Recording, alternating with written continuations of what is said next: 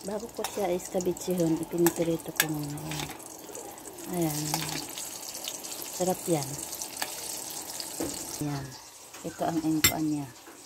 Garlic, onion, tapos tomato. Ayan, lagyan ko ng sili. At saka ito. Tingnan natin. Yan mga katim. Tapos na ako na prepare ng mga ingredients. Ito, garlic. Unahin natin yan. Tapos mga katim, yung pinagpinutuhan ko, yung gagamitin ko ulit. Side.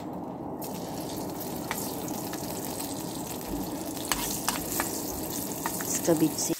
Ayan o. Ang katim. Lapasin mo na natin.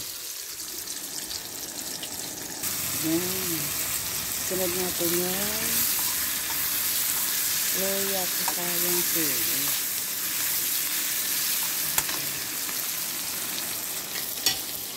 Sunod natin ito. Sarap. Dry fish yan mga katim ha. Dry fish. Sunod natin ito. Ayan. So, huwag na natin asinan kasi may ano pa. Ayan, masarap yan. Gawin po niya, masarap to. Tapos,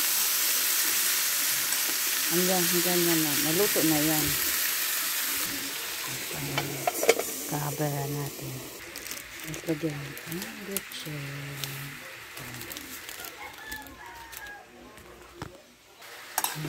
Okay.